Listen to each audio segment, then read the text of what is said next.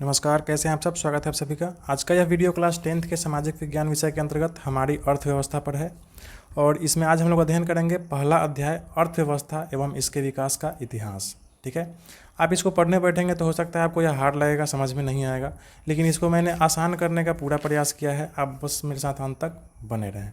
ठीक है, इस अध्याय में सबसे पहले हम लोग अर्थव्यवस्था का परिचय करेंगे, क्या है अर्थव्यवस्था। उसके बाद अर्थव्यवस्था के अर्थ को जानेंगे। ठीक है, अर्थव्यवस्था की संरचना क्या है इसको समझेंगे। ठीक है, और फिर उसके बाद अर्थव्यवस्था के प्रकार को जानेंगे, टाइप्स ऑफ इकोनॉमी। और फिर अर्थव्यवस्था का विकास कैसे कैसे हुआ इसको भी समझेंगे, जिसमें हम लोग आर्थिक विकास और मौद्रिक विकास को समझेंगे।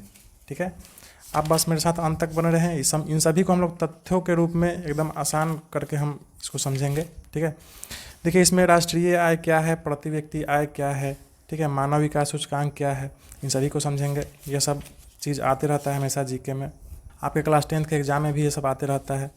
इसके बाद फिर देखिए बिहार के विकास की स्थिति को समझेंगे कि हमारा बिहार जो है यह पिछड़ा क्यों है, और इसको पिछड़ेपन से दूर करने का उपाय जो है उसको भी हम लोग समझेंगे। ठीक है, बस इतना ही है आपके इस अध्याय में, और कुछ नहीं है। इसके बाद अभ्यास प्रश्न है तो इन सभी को भी हल करेंगे। ठीक, तो आप बस मेरे साथ अंत तक बने रहें। चलिए शुरू करते हैं। हमारे अध्याय का नाम ही है अर्थव्यवस्था एवं इसके विकास का इतिहास। ठीक है, सबसे पहले तो हमको यह समझना होगा कि यह अर्थव्यवस्था है क्या। ठीक है, आपकी किताब का जो नाम है यह भी है हमारी अर्थव्यवस्था। तो अर्थव्यवस्था शब्द को ही समझना बहुत ज़रूरी है। हालांकि अगर आप 9th क्लास का जो मेरा वीडियो है हमारी अर्थव्यवस्था का, उसमें जो पहला चैप्टर है बिहार के गाँव की कहानी, अगर आप उसको पढ़े होंगे तो उसमें मैंने अर्थव्यवस्था को एकदम बेसिक तथ्यों के साथ उसको आसान भाषा में समझा दिया है। और अगर नहीं देखें हैं तो फिर भी कोई बात नहीं है, हम यहाँ पे पूरी कोशिश करेंगे आसान भाषा में आपको समझाने का। तो सबसे पहले तो हम इस वर्ड को समझते हैं, अर्थव्यवस्था क्या है, यानी अर्थव्यवस्था का से परिचय करते हैं। ठीक है, यहाँ पे है ना पहला टॉपिक, अर्थव्यवस्था से परिचय करते हैं। चलिए देखते हैं। अर्थव्यवस्था जो है इसको इंग्लिश में हम कहते हैं इकोनॉमी। ठीक है, और यह अर्थव्यवस्था दो शब्दों से मिलकर बना है, अर्थ प्लस व्यवस्था।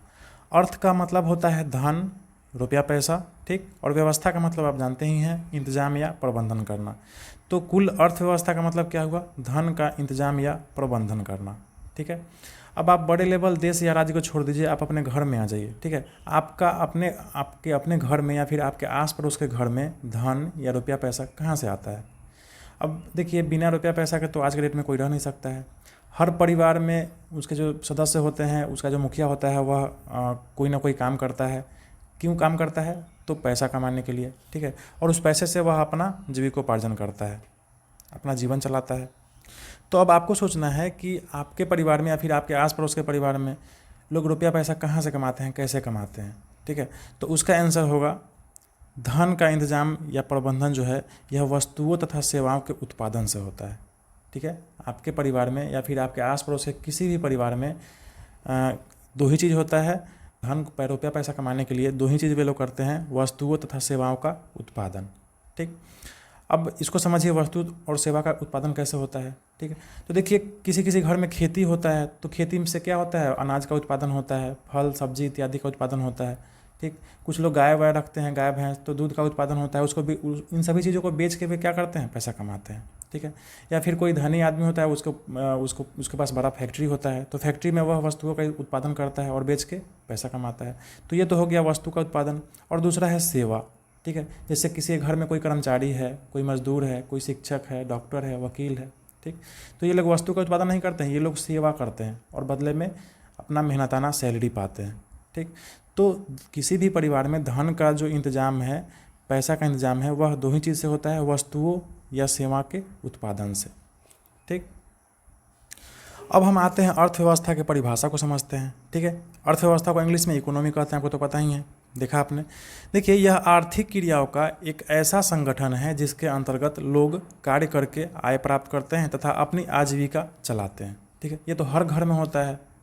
हर घर का जो मुखिया है वह कोई ना कोई काम करके क्या करता है, वह अपना घर का आजीविका चलाता है। ठीक, तो यह आर्थिक क्रियाओं का ऐसा संगठन है अर्थव्यवस्था, जिसके अंतर्गत लोग कार्य करके क्या करते हैं, रुपया पैसा कमाते हैं, आय प्राप्त करते हैं। ठीक, और अपनी आजीविका चलाते हैं, अपना जीवन चलाते हैं। ठीक, अपने परिवार का भरण पोषण करते हैं। दूसरा परिभाषा आप यह भी लिख सकते हैं यहाँ में कि अर्थव्यवस्था समाज के सभी आर्थिक क्रियाओं का योग है। ठीक, आर्थिक क्रिया क्या हुआ, तो वस्तु या सेवा का उत्पादन। समझ में आ गया आपको? तो देखिए यह जो अर्थव्यवस्था या तो क्लियर हो गया। अब देखिए यह अर्थशास्त्र क्या है, इसको इंग्लिश में कहते हैं इकोनॉमिक्स, ठीक है। तो यह जो अर्थव्यवस्था है इसका पढ़ाई को हम लोग कहते हैं अर्थशास्त्र। सामाजिक विज्ञान के अंतर्गत अर्थव्यवस्था को हम लोग पढ़ते हैं, ठीक है। और इसी पढ़ाई का नाम है अर्थशास्त्र। यह सामाजिक विज्ञान की वह शाखा है जिसके अंतर्गत वस्तुओं और सेवाओं के उत्पादन, वितरण, विनिमय और उपभोग का अध्ययन किया जाता है, ठीक है। अर्थव्यवस्था का जो अध्ययन है वही अर्थशास्त्र कहलाता है। क्लियर है? ठीक। यह सामाजिक विज्ञान की वह शाखा है जिसके अंतर्गत वस्तुओं और सेवाओं के उत्पादन, अभी आपने समझा कि अर्थव्यवस्था क्या है, तो वस्तुओं और सेवाओं का उत्पादन है बस, ठीक है। सिर्फ उत्पादन ही नहीं, वितरण भी है, ठीक। अगर आप मान लीजिए डॉक्टर बन गए और आप कहीं पे काम कर ही नहीं रहे हैं, ऐसे ही आप डॉक्टर बन के बैठे हुए हैं, तो आपको पैसा कहाँ से आएगा? मान लीजिए आपने खेती किया, आलू उपजा लिया, बहुत सारा अनाज उपजा लिया और उसको आप बेचेंगे ही नहीं, तो पैसा कहाँ से आएगा? तो वितरण और विनिमय भी जरूरी है। वितरण मतलब उसको दूसरे को देना, वितरण करना, और विनिमय मतलब एक्सचेंज करना। जैसे आप किसी को आलू दे रहे हैं तो उसके बदले में उसे पैसा लेंगे, ठीक। आप किसी को अपना सेवा दे रहे हैं, जैसे आप डॉक्टर है या फिर आप शिक्षक है, किसी का इलाज कर रहे हैं या फिर किसी को पढ़ा रहे हैं, तो उसके बदले में आप उसे पैसा लेंगे। तो इसे को कहते हैं विनिमय, यानी एक्सचेंज, अदला बदली। आप सेवा दे रहे हैं, वस्तु दे रहे हैं, तो वो आपको वापस पैसा दे रहा है, ठीक। और उपभोग का मतलब होता है उसका उपयोग करना, ठीक। तो इन सभी चीज़ों का अध्ययन किया जाता है अर्थशास्त्र में, ठीक है। सामाजिक विज्ञान की एक अलग शाखा के रूप में अर्थशास्त्र का विकास इंग्लैंड में हुआ था, ठीक है। यह जो अर्थशास्त्र है, इकोनॉमिक्स, जो हम लोग अर्थव्यवस्था में पढ़ते हैं, इसका विकास कहाँ हुआ था? इंग्लैंड में। और एडम स्मिथ नामक अर्थशास्त्री थे, ठीक है। एडम स्मिथ वर्तमान अर्थशास्त्र के जनक माने जाते हैं, आप इसको याद रखेंगे। उन्होंने वेल्थ ऑफ नेशंस नामक पुस्तक लिखा था। तो वर्तमान अर्थशास्त्र का जनक किन्हें कहा जाता है? एडम स्मिथ को। और इन्होंने कौन सा पुस्तक लिखा था? तो वेल्थ ऑफ नेशंस। क्लियर है?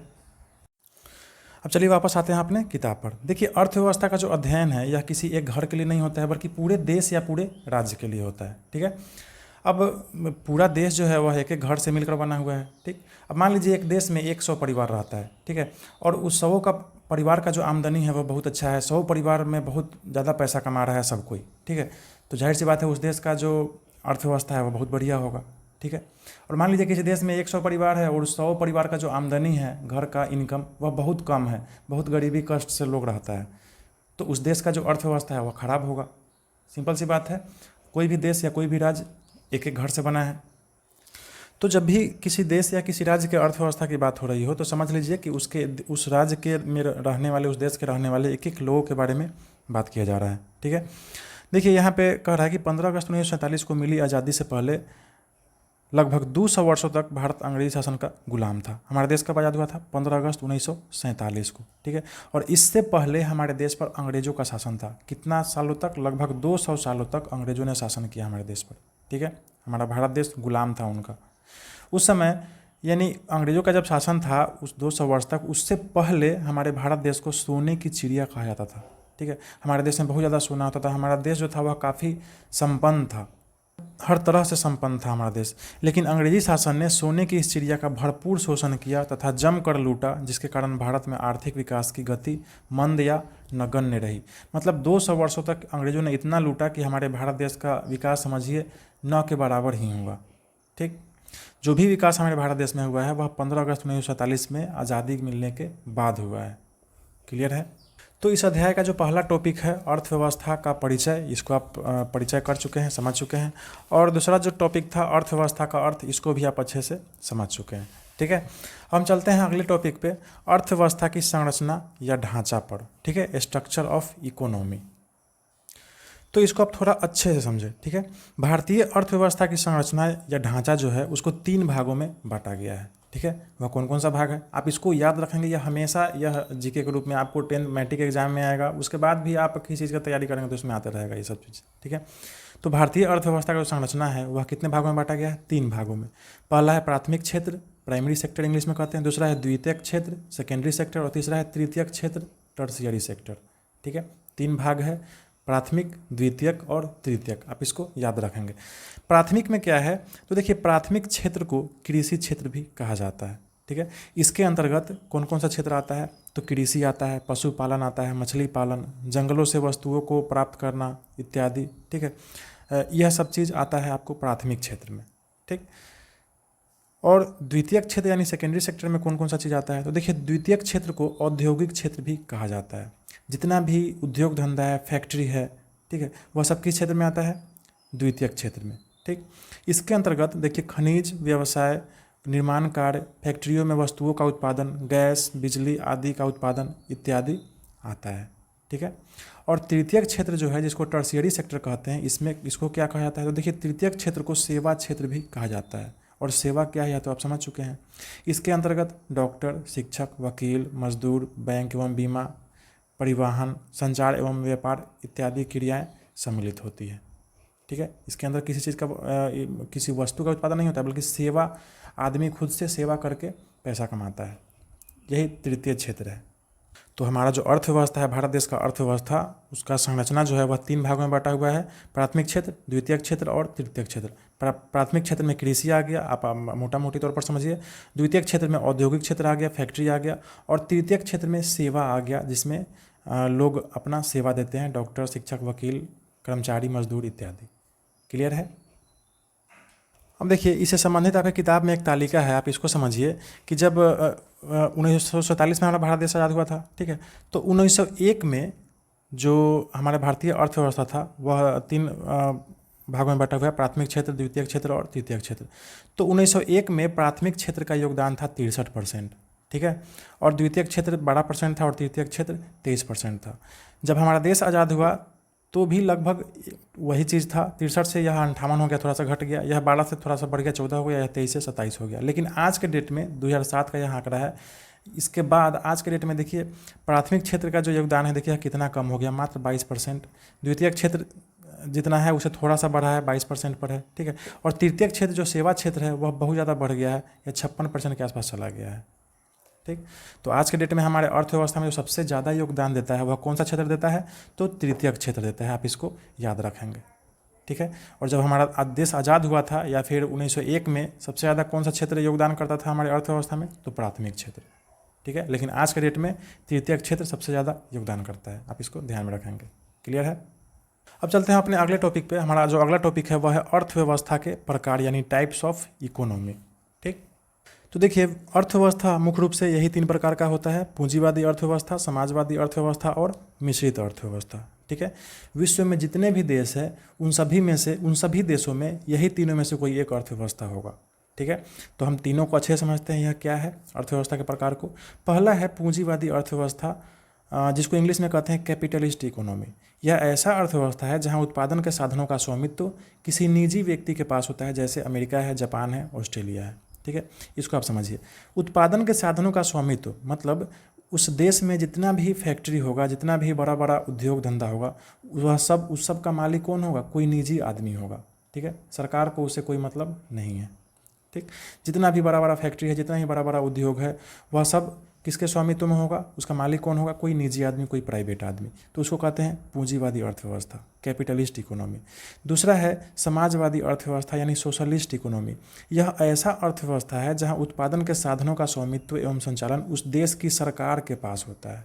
ठीक है, कहने का मतलब है जहाँ भी समाजवादी अर्थव्यवस्था है उस देश में जितने भी बैंक होंगे, बड़े बड़े उद्योग होंगे, जितने भी बड़े बड़े उद्योग धंधे होंगे, उन सभी का मालिक कौन होगा, सरकार होगा।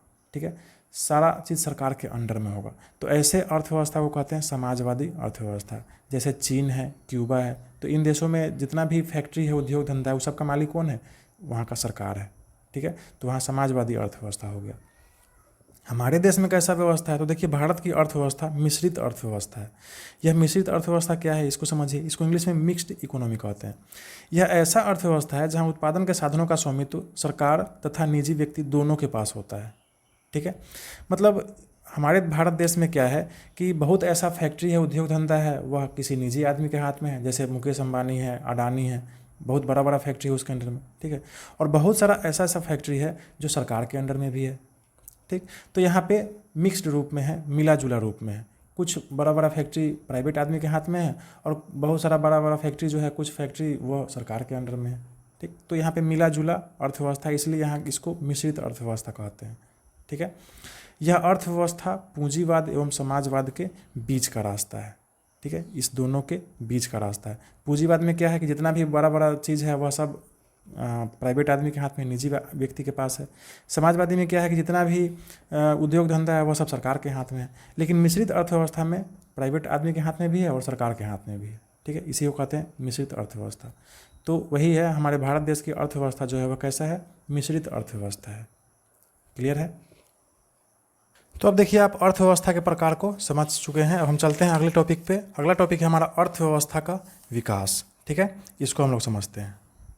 इस अर्थव्यवस्था के विकास में हम लोग आर्थिक विकास और मौद्रिक विकास इन दोनों को समझेंगे।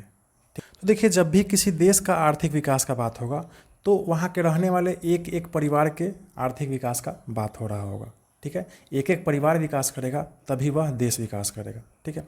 तो किसी देश का आर्थिक विकास कैसा हो, ऐसा ना हो कि मान लीजिए किसी देश में 100 आदमी रह रहा है, उसमें 50 गो आदमी गरीब और गरीब होते जा रहा है और बाकी 50 गो आदमी जो है वो धनिक से धनिक होते जा रहा है और उस देश का विकास हो रहा है। तो यह विकास सही नहीं है, ठीक है।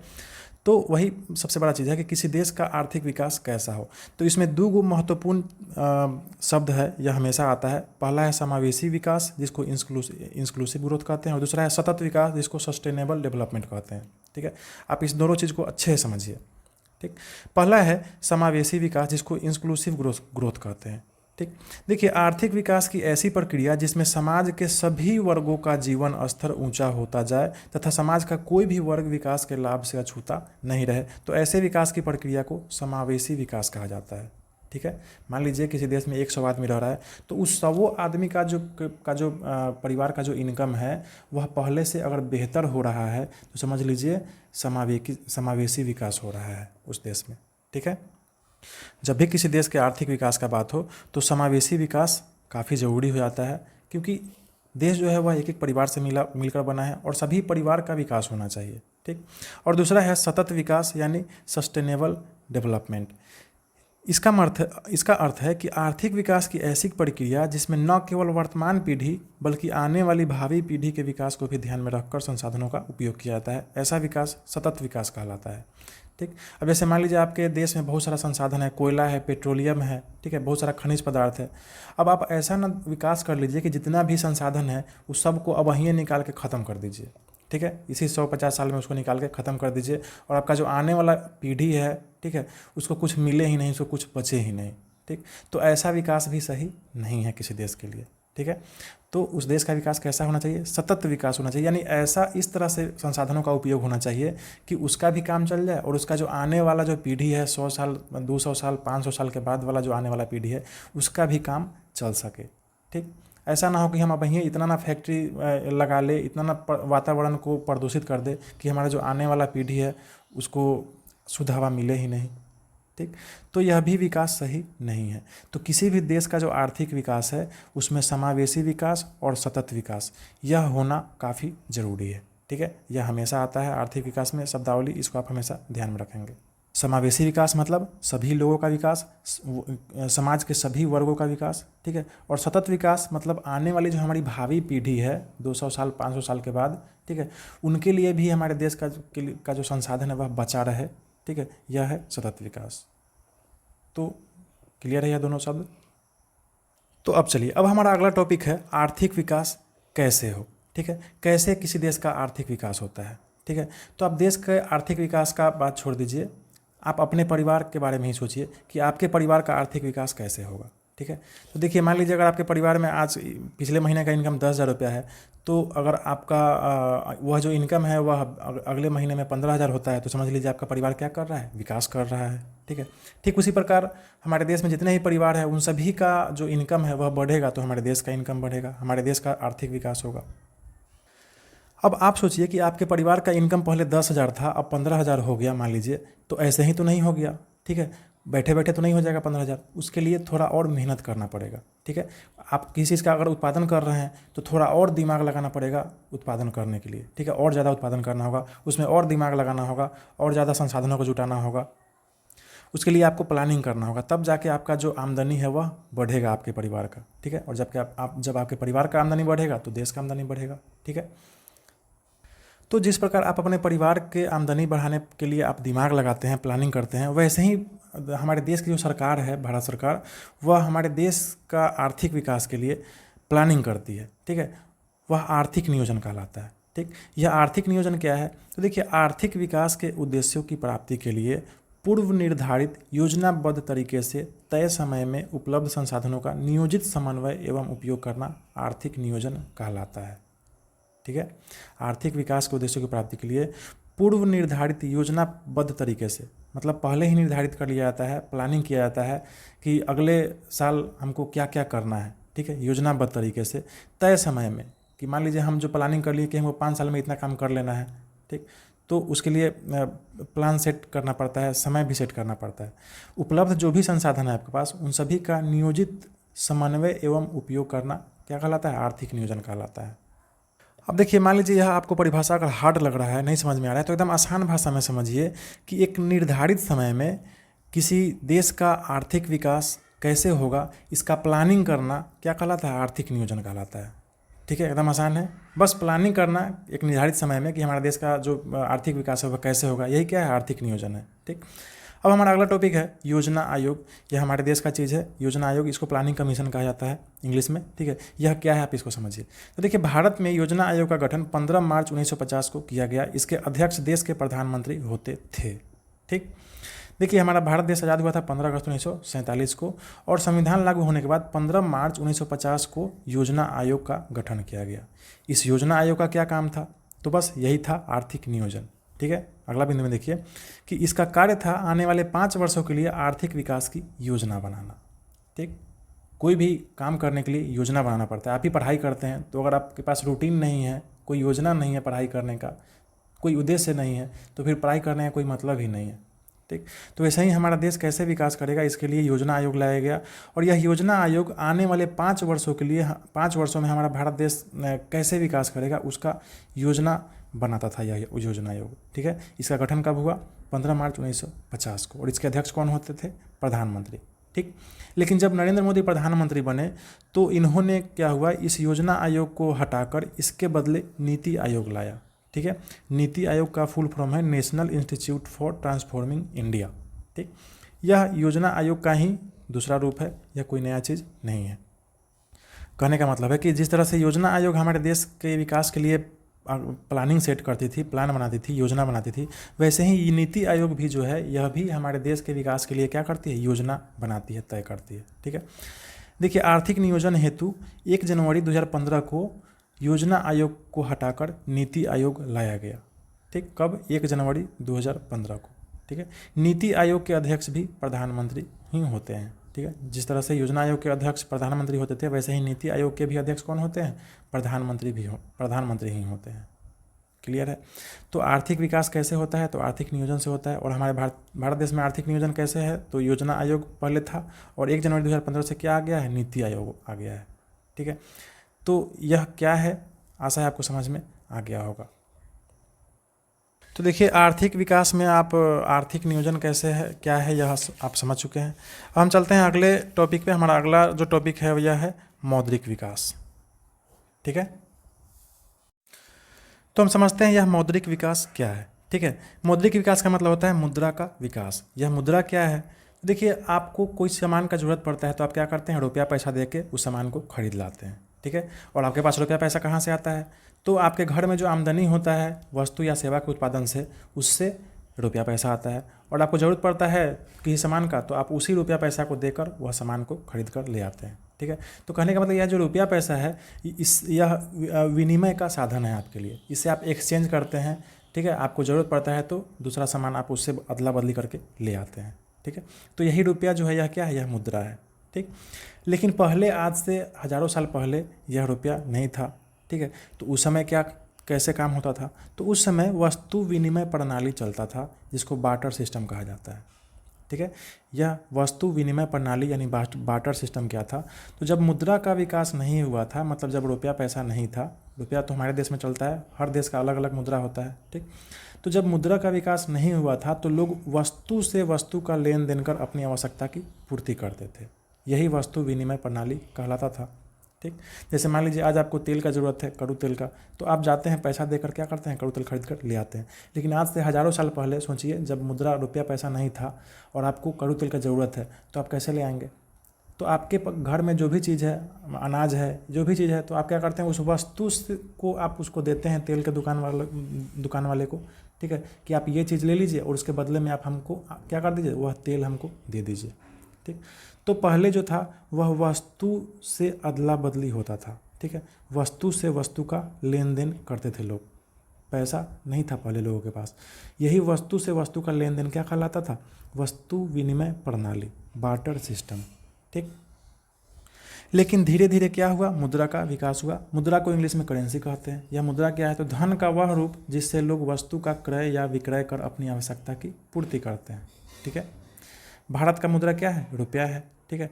रुपया जो है मुद्रा के रूप में पहली बार 1540 से 45 के आसपास शेर शाह सूरी द्वारा जारी किया गया था। यह काफ़ी इंपॉर्टेंट जगह आप इसको याद रखेंगे कि रुपया जो है यह सबसे पहली बार किसको द्वारा जारी किया गया था, तो शेर शाह सूरी के द्वारा। यह हमारे बिहार का ही शासक था, ठीक है। अगला बिंदु है कि रुपया जो है यह संस्कृत शब्द रुपयकम से बना है, जिसका अर्थ है चांदी का सिक्का, ठीक।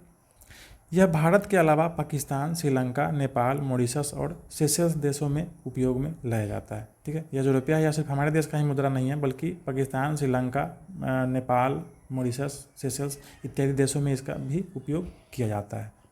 क्लियर है।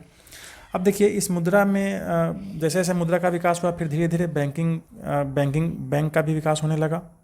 आज के डेट में हमारे देश में बहुत बड़े बड़े बैंक है, ठीक है। ज़्यादा पैसा रहता है लोगों के पास, तो वह पैसा कहाँ रखते हैं, बैंकों में रखते हैं, ठीक है। तो बैंकों ने क्या किया है, प्लास्टिक मनी जारी किया है। यह प्लास्टिक मनी हमेशा एग्जाम में आता है, आपके मैट्रिक के 1 नंबरिया में या फिर सब्जेक्टिव में भी आता है। तो यह प्लास्टिक मनी क्या है, ठीक। तो देखिए आपके पास जितना भी ATM आप देखे होइएगा, ATM का फुल फॉर्म क्या होता है, ऑटोमेटिक टेलर मशीन, ठीक है। तो यहाँ पे ATM नहीं, ATM कार्ड का बात हो रहा है, ठीक है। ATM कार्ड जो होता है या फिर डेबिट कार्ड या फिर क्रेडिट कार्ड, इसी सब को क्या कहते हैं, प्लास्टिक मनी कहते हैं, ठीक है। जैसे देखिए यह जो कार्ड है, ठीक है, इसी तरह का होता है ATM कार्ड, डेबिट कार्ड, ठीक है, क्रेडिट कार्ड, ठीक है। और इसी को प्लास्टिक मनी कहा जाता है, क्योंकि देखिए प्लास्टिक का कार्ड बना हुआ है, ठीक है, और इसको प्लास्टिक मनी कहा जाता है क्योंकि इससे पैसा आप निकाल सकते हैं ATM मशीन से या फिर बैंकों से, ठीक, ज़रूरत के हिसाब से। तो आपके किताब में प्लास्टिक मनी एक इम्पोर्टेंट हमको लगा, तो इसको मैंने आपको बता दिया, ठीक है। आप इसको ध्यान में रखेंगे। प्लास्टिक मनी क्या है, तो ATM कार्ड, डेबिट कार्ड या क्रेडिट कार्ड, यह क्या कहलाता है, यह प्लास्टिक मनी कहलाता है, ठीक। चलिए, तो आशा है कि मौद्रिक विकास में आप इन तथ्यों को अच्छे से समझ गए होंगे, वस्तु विनिमय प्रणाली क्या था और मुद्रा का विकास कैसे कैसे हुआ, ठीक।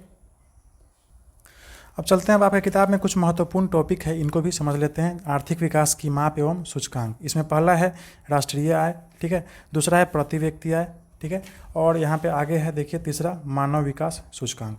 तो इन तीनों को हम अच्छे से अभी समझते हैं। सबसे पहले तो राष्ट्रीय आय यानी नेशनल इनकम और प्रति व्यक्ति आय यानी पर कैपिटा इनकम, इन दोनों चीज़ों को समझिए, ठीक है।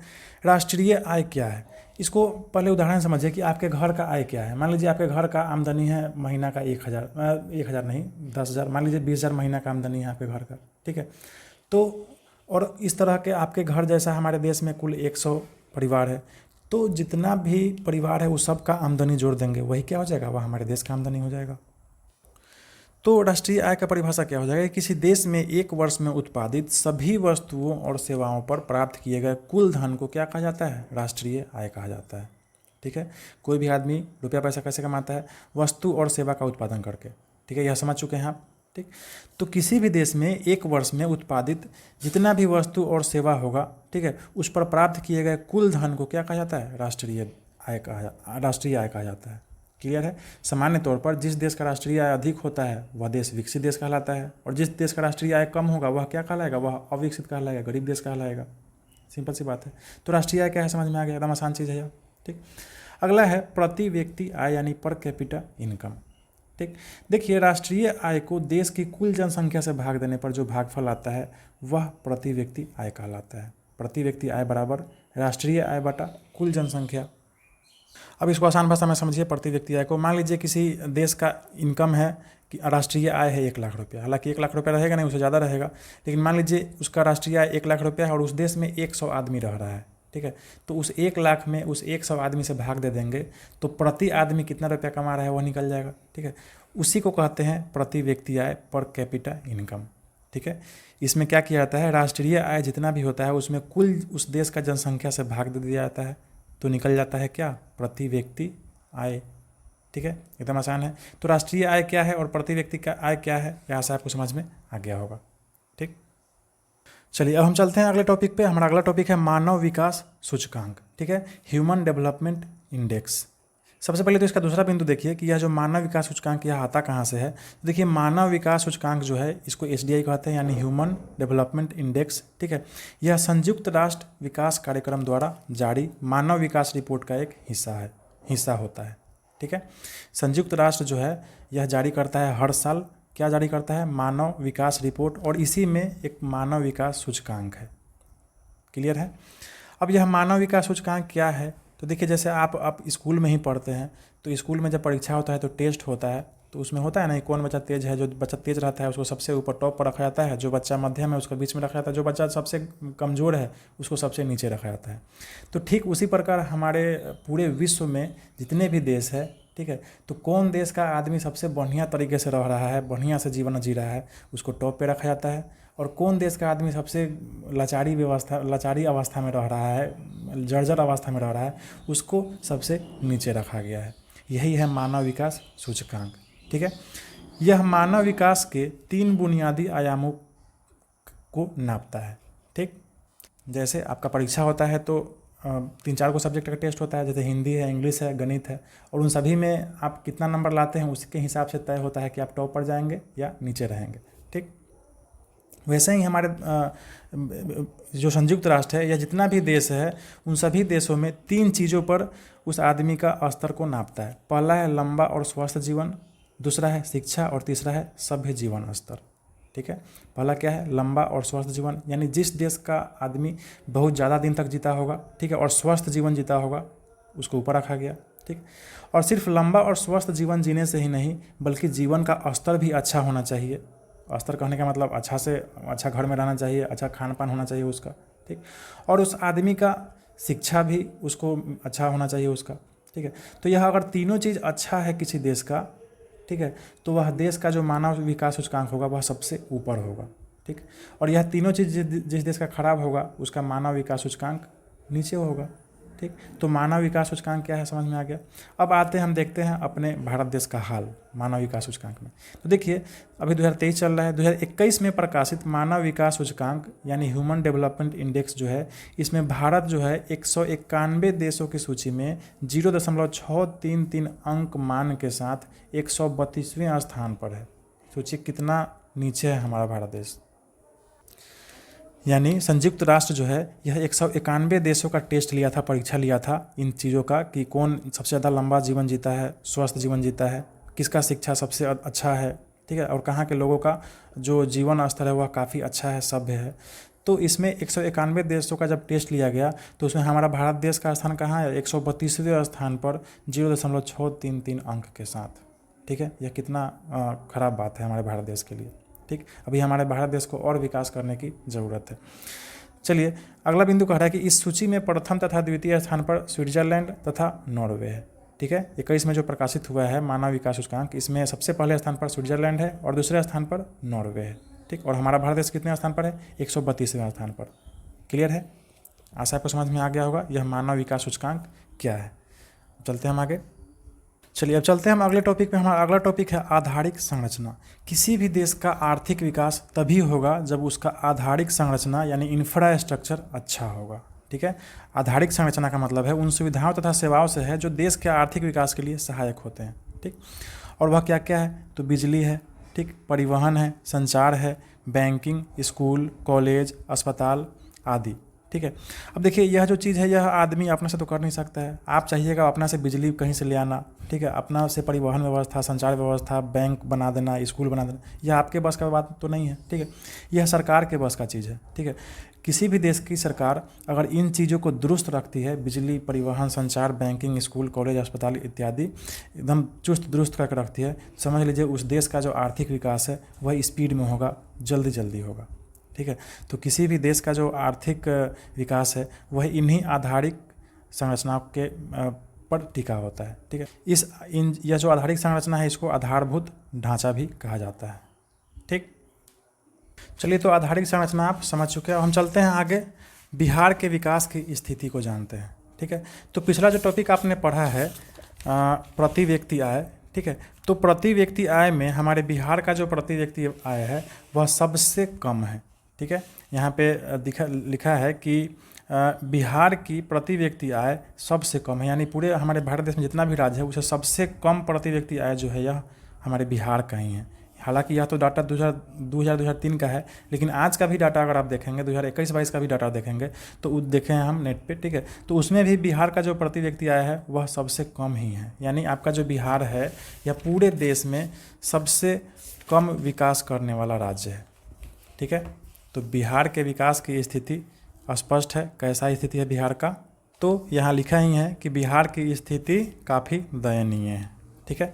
देखिए बिहार का हालांकि इतिहास काफ़ी गौरवशाली रहा है। यहाँ पे गौतम बुद्ध को ज्ञान प्राप्त हुआ था, महावीर ने शांति का उपदेश दिया था, चंद्रगुप्त, अशोक, शेर शाह, गुरु गोविंद सिंह, बाबू वीर कुंवर सिंह, देश रत्न डॉक्टर राजेंद्र प्रसाद का जन्म इसी बिहार में हुआ, ठीक है। बिहार में ही महात्मा गांधी ने चंपारण आंदोलन का बिगुल फूंका था। बिहार में ही लोकनायक जयप्रकाश नारायण ने संपूर्ण क्रांति का नारा दिया था। लोकगीतकार भिखारी ठाकुर का जन्म भी इसी बिहार में हुआ था, ठीक। इतना होते हुए भी हमारा जो बिहार है वह आज के डेट में गरीबी, बेरोजगारी, भ्रष्टाचार तथा अशांति का माहौल है यहाँ पे हमारे बिहार में, ठीक। यह क्यों है, तो इसका बहुत सारा कारण है, ठीक। बिहार के पिछड़ेपन का अगर जब कारण का बात होगा तो मुख्य रूप से यही कारण है। पहला कारण क्या है, तो तेज़ी से बढ़ती हुई जनसंख्या। हमारा जो बिहार राज्य है वह हमारे पूरे देश में तीसरे स्थान पर आता है जनसंख्या के मामले में, ठीक है। बहुत ज़्यादा जनसंख्या है बिहार का। आधारिक संरचना का अभाव है यहाँ पे, ठीक है। आधारिक संरचना में आपने समझा जैसे बिजली, पानी, संचार, सड़क, यह सब क्या है, आधारिक संरचना है, स्कूल, तो इसका अभाव हमारे बिहार में बहुत है। कृषि पर निर्भरता, यानी हमारे बिहार के जो लोग हैं वह दूसरा कोई काम नहीं करना चाहते हैं, कृषि पर ही निर्भर रहते हैं, ठीक। अगला है 4 नंबर, बाढ़ तथा सूखा से क्षति, ठीक है। हमारे बिहार में हर साल बहुत ज़्यादा बाढ़ आता है, ठीक है, और सूखा भी आता है, तो इससे फसलों को काफ़ी नुकसान पहुंचता है। और चूँकि ज़्यादा मात्रा में लोग खेती ही करते हैं तो इससे भी लोग क्या हो जाते हैं, लोगों का हाल जो है यह दयनीय हो जाता है। अगला है औद्योगिक पिछड़ापन। हमारे बिहार में उद्योग धंधे हैं ही नहीं, है भी तो बहुत कम मात्रा में, ठीक है। यहाँ पे फैक्ट्री लगा ही नहीं है, तो लोग कहाँ काम करेंगे, ठीक है, यहाँ का विकास कैसे होगा। दूसरा है बिहार में, अगला है कि बिहार में बहुत ज़्यादा गरीबी है, ठीक है। 7वां नंबर है कि बिहार का जो विधि व्यवस्था है यह काफ़ी ख़राब है, ठीक है, वह उतना अच्छा नहीं है। कुशल प्रशासन का भी अभाव है हमारे बिहार में, ठीक है। बाकी राज्यों की अपेक्षा हमारे बिहार में इन चीज़ों की काफ़ी कमी है, ठीक है, इसलिए हमारा बिहार जो है यह क्या है, पीछे है। अब प्रश्न है कि हम क्या करेंगे कि हमारा जो बिहार है वह आगे निकलेगा, पिछड़ेपन से छुटकारा पाएगा, ठीक है। तो इसका भी उपाय आपके किताब में दिया है। पहला है जनसंख्या पर नियंत्रण। जनसंख्या पर नियंत्रण करना होगा सबसे पहले, ठीक है। कृषि का तेज़ी से विकास करना होगा, ठीक। बाढ़ पर नियंत्रण करना होगा, हमारे बिहार में बहुत ज़्यादा मात्रा में बाढ़ आता है, ठीक है। आधारिक संरचना का विकास करना होगा, उद्योगों का विकास करना होगा हमारे बिहार राज्य में, ठीक है। गरीबी दूर करना होगा, शांति व्यवस्था की स्थापना करना होगा, ठीक है। स्वच्छ तथा ईमानदार प्रशासन करना होगा यहाँ के सरकारों को, ठीक है। केंद्र से अधिक मात्रा में संसाधनों का हस्तांतरण, मतलब केंद्र से ज़्यादा मात्रा में संसाधन हमको बिहार को मिलेगा, तभी जाके इतना सारा चीज़ होगा, तब जाके बिहार का जो पिछड़ापन है वह दूर होगा। अब देखिए इसी में आगे एक तालिका है बिहार की स्थिति, ठीक है। जनसंख्या से रिलेटेड कुछ टर्म्स है, इसको आपको जानना जरूरी है। यहाँ पे बिहार का आंकड़ा है, यहाँ पे भारत का आंकड़ा है। हालांकि यह जो जनसंख्या यह 2001 के आंकड़ों के अनुसार है, तो यह आपके लिए इंपॉर्टेंट नहीं है। इसके बाद भी 2011 में जनसंख्या हो चुका है, ठीक है। 2011 के बाद अभी तक नहीं हुआ है, तो 2011 वाला अगर आप आंकड़ा देखेंगे तो ज़्यादा आपके लिए वह फ़ायदा करेगा। तो चलिए वह जो आंकड़ा था उसको हम ताज़ा आंकड़ा के साथ देखते हैं, बिहार और भारत का स्थिति, यानी भारत देश में बिहार का स्थिति कहाँ है, ठीक है। तो सबसे पहले तो जनसंख्या को देखिए, तो यह जो जनसंख्या है यह 2011 का जो जनसंख्या है उसके आधार पर हम बात करें तो हमारे बिहार का जो जनसंख्या था वह था 10.4 करोड़, ठीक है। और भारत देश का जनसंख्या कितना था, तो 121 करोड़, ठीक है। जनसंख्या के मामले में भारत देश में जितना भी राज्य है उसमें तीसरा स्थान पर था हमारा बिहार, ठीक। अगला है क्षेत्रफल। तो देखिए क्षेत्रफल जो है हमारे बिहार का वह है 94,163 वर्ग किलोमीटर, ठीक। और अगर भारत देश का क्षेत्रफल की बात किया जाए तो यह है 32.8 लाख वर्ग किलोमीटर, ठीक। चलिए तो क्षेत्रफल कितना है बिहार का आप समझ गए, भारत देश का इतना है।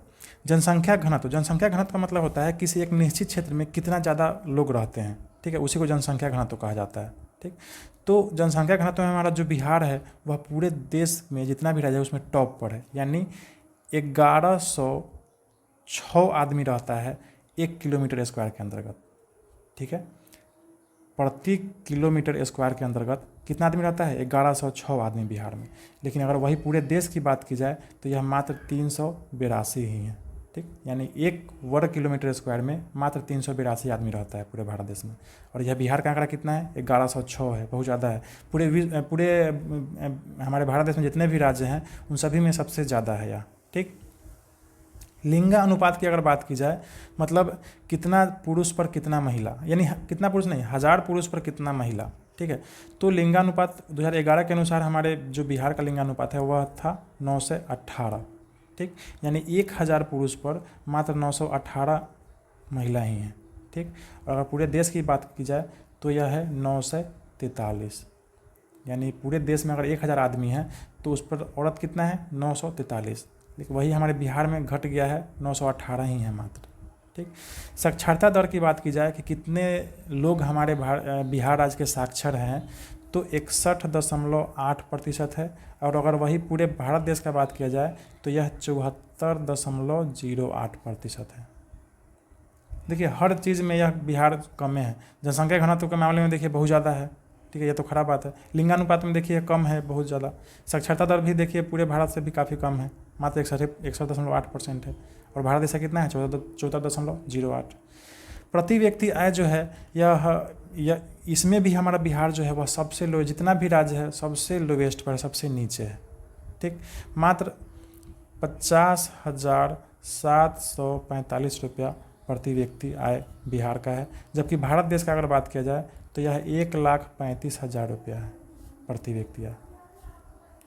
ठीक है, सबसे ज़्यादा प्रति व्यक्ति आय राज्यों में गोवा का है और सबसे कम हमारे बिहार का ही है।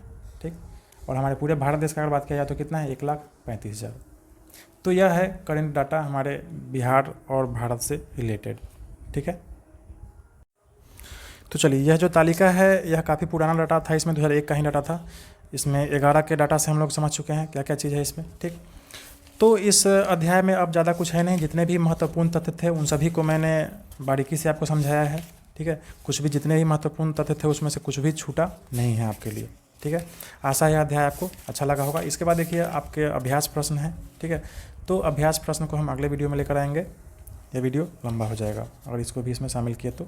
आप कोशिश करें खुद से इसको हल करने का तब तक। ठीक है, और वीडियो को अच्छे से देखें, एक बार में पूरे अंत तक देखें और किताब को भी पढ़ें खुद से। ठीक है, तब जाके आपका जो अंडरस्टैंडिंग है, वह समझ है आपका, वह क्लियर हो जाएगा अच्छे से। ठीक, चलिए, तो आशा है आपको यह वीडियो अच्छा लगा होगा। अगर कृपया अच्छा लगा तो कृपया वीडियो को लाइक कर दें और मेरे चैनल को सब्सक्राइब कर लें। बेल नोटिफिकेशन आइकन दबा लें ताकि हर नया वीडियो जो है वह आप तक ऐसे ही पहुंचता रहे और आपका पढ़ाई यूं ही जारी रहे।